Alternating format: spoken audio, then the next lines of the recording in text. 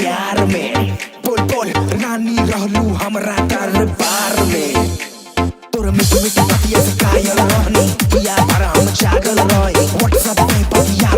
के रानी हम तो पागल रहे रानी तू अपना हाथ से जहर के मर जाई तो के आई ना नजर तब कर तू हमरा प्यार के कदर रानी अपना होला हमसे सफर दिलवा से खून गिरता रानी तोह के सुकून मिलता रानी दिलवा से खून गिरता रानी तोह के सुकून मिलता रानी जाने लगई वो दूसरा के नाम से नूरवा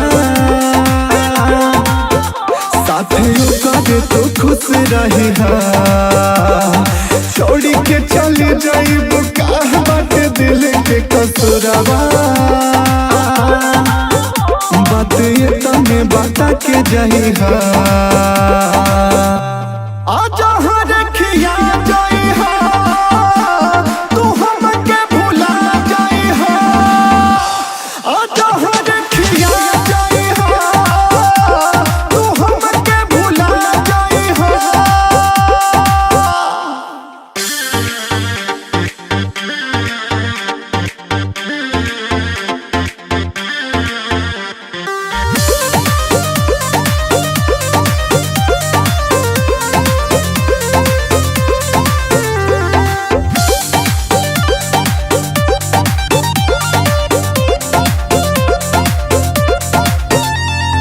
मोला के तू इंतजाम कइलू